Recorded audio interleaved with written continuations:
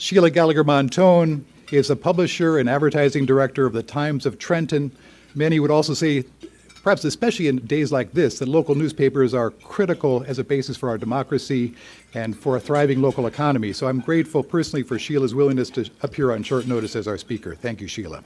If you don't know Sheila, she has 30 years of experience in the newspaper and media industry, starting in Philadelphia as an advertising sales representative for a weekly newspaper there. But it's in her blood. Her dad was with the Princeton, with the Philadelphia Bulletin for 48 years, so it really is in her blood.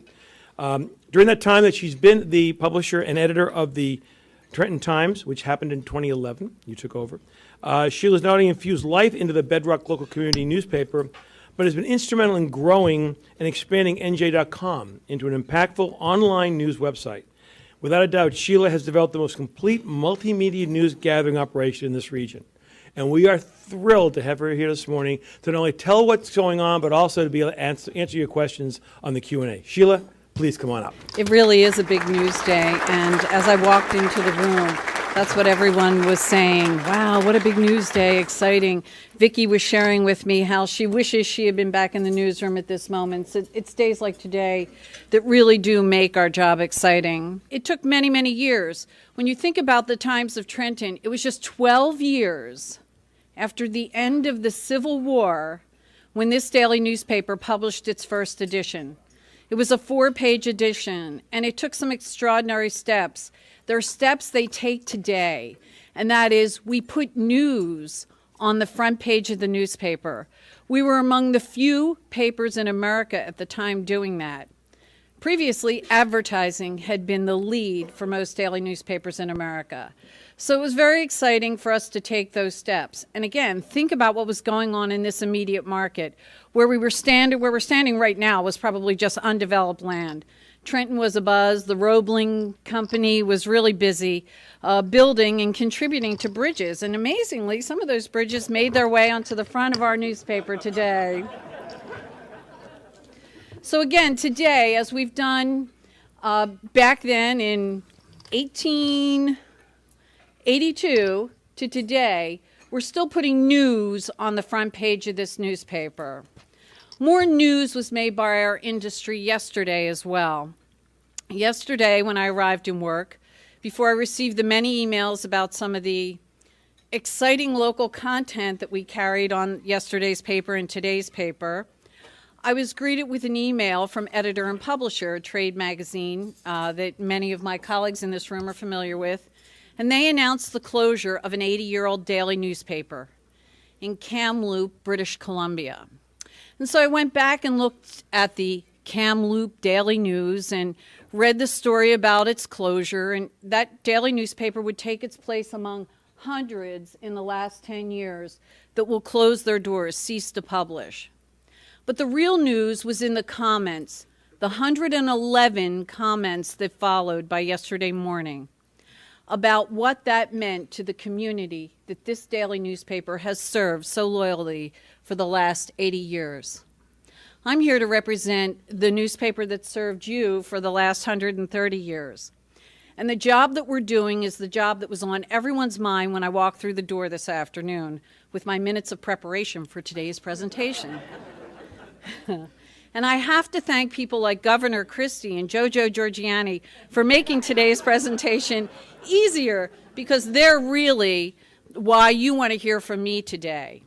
And the fact that we continue to do this job to serve this market and to provide a free press. Free press is important to every single person in this room. Many of you don't subscribe to a daily newspaper. I can tell you that in the 24 years, Peter related, that I've served in this market, that number has been cut by more than half, the number of people that subscribe to the daily newspaper in this market. But I can tell you that the number of readers have grown very significantly. And they've grown through the vehicle, the channel that we continue to serve this market as your free press.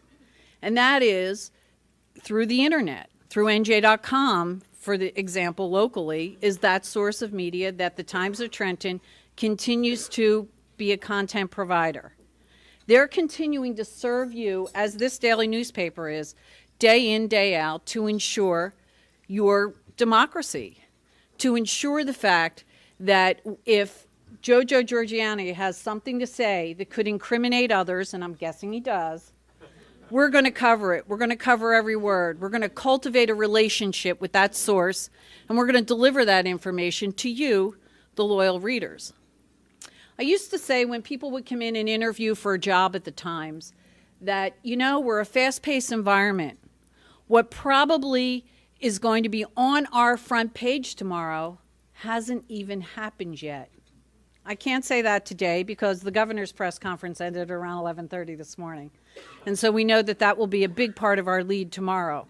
But again, your democracy, your ability to trust in your government will be ensured by not just myself, but by all the other media outlets in this market that will continue to tell the story over and over again and make sure that they're your watchdog. They're the people doing the job for you, making sure that that story gets told. It's my job, managing the business side of this business, because that's what I do, to keep finding ways to deliver this. This is a challenge. There's a reason the Kamloops Press joined hundreds of other newspapers yesterday in their decision to cease publication. It's a tough job. It's an expensive thing to do. And for businesses such as ours, 130 years old, to do it year after year, day after day. Think about it. We're manufacturing something. I'm going to manufacture 42,000 of these things tonight after midnight. And I'm going to deliver them to 42,000 driveways before 6 a.m. tomorrow. And we're going to do it 365 times this year. And then we'll get up next January 1st and start that over and over again. So the challenge is, as a business model, how the heck do you keep doing it? How do you keep doing it and it makes sense? And this is how we keep doing it. We look for partnerships and alliances and new ways to serve the business community. And it's the business community, all of you, that serve us and that help us do this important job. And we've got a model to do it with. And the way we're doing it, some of the ways we're doing it, is with hyper-local focus and delivering that hyper-local content to not just the people that choose to receive us and pay to receive us every single day, but we're finding ways to identify really select pockets of this very affluent market, deliver those pockets of that affluent market in much bigger numbers than just those that subscribe. And in doing so, I can say to successful businesses, come with me. Take your place in the pages of my vehicle. Take your place on my website. Tap my big audience, and I'll help make your business successful. And in doing so, you'll deliver advertising dollars to me, and you'll allow me to keep doing this hard job over and over again, day in, day out. And we have to do it in many unique ways. On the front page of today's Times, and it's a great example of what we're doing and how we're doing it, and the many flavors a daily newspaper needs to be to the diverse market, like those in this room, that we serve. We led with what I think might be one of the hottest stories, and as I walked in the room, people were saying, "You've got the hottest story." Which one? Was it Jojo Giorgiani's story? Is that the one? Is it the bridge? I'm thinking it might be. Or is it the puppies at Trenton Thunder? It's all on the front page.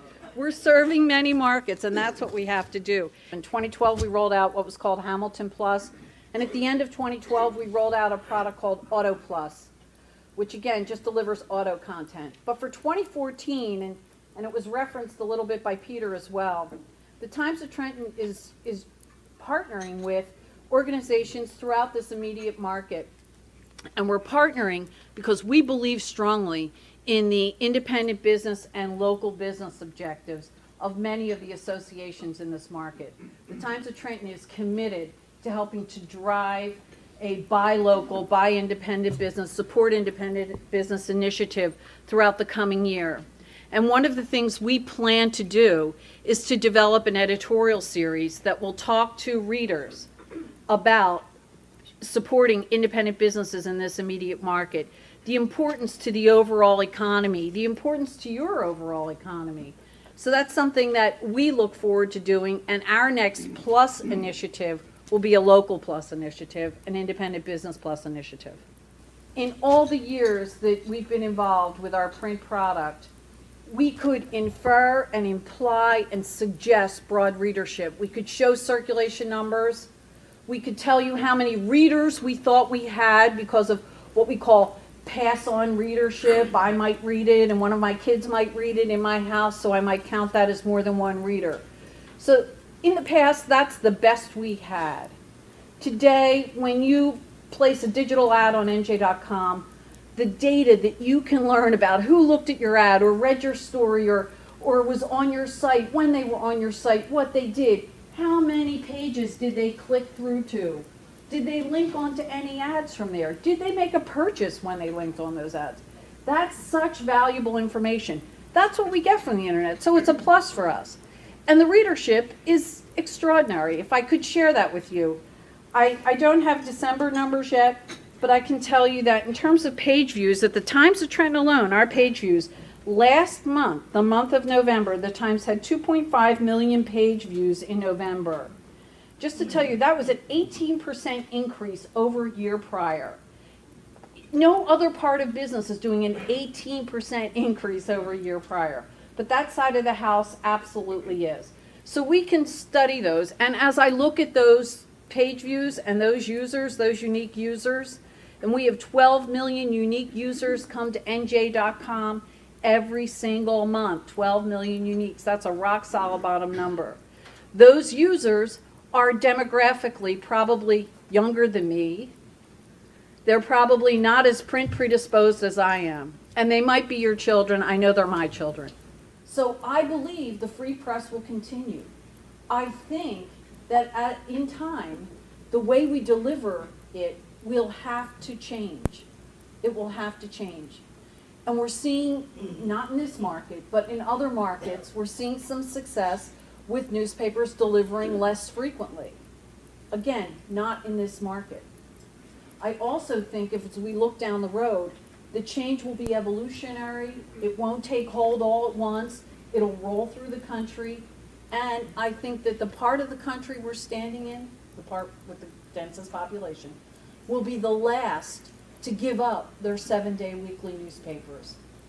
We certainly still in New Jersey have more newspapers per capita than any state in America. I think we will end there as well. Thank you all. Thanks so much.